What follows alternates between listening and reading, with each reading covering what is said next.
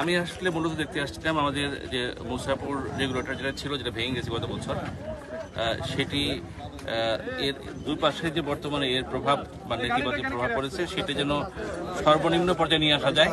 সেই জন্য কী করা যায় সেটা একটা বিষয়। ইমার্জেন্সি কোন কাজ করাটা প্রয়োজন আর বাঁধের কোন জায়গাতে আমাদের রিপেয়ার করা প্রয়োজন সেগুলো দেখতে আসছিলাম। একই সাথে মুসাফির ক্লোজারটাও কোন কোন জায়গায় ক্ষতিগ্রস্ত ছিল, সেটাও যেন কাজ হচ্ছে, সেই কাজটি কি হচ্ছে এটি দেখতে আসছিলাম। আর পাশে বামনি ক্লোজার আছে, সেটার ব্যাপারে জনগণের একটা প্রত্যাশা যে এটি যেন দ্রুত চালু করা হয়। সেটি করতে গেলে কী করতে হবে সেই বিষয়টা নিয়েও আমরা দেখে গেলাম আজকে। দেখে আমরা এখন নিজেদের মধ্যে বসে টেকনিক্যাল এবং জনগণের মতামত দুই বিষয়গুলো একসাথে বিবেচনায় নিয়ে কিভাবে এটি ভালো সমাধান করা যায় সেই বিষয়ে আমরা ইনশাআল্লাহ ব্যবস্থা নেব। পানি নিষ্কাশনের বিষয় একটা আসছিল আর কি, যেখানে গত 2024 সালের মার্চে জলাবদ্ধতায় নোয়াখালীবাসী পানির নিচে ছিল দীর্ঘ কয়েক মাস ধরে। এই বিষয়ে কোনো পরিকল্পনা আছে কিনা?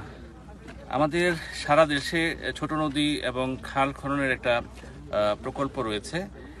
প্রথম ফেজে কিছু ছোট নদী খাল খনন করা হয়েছে।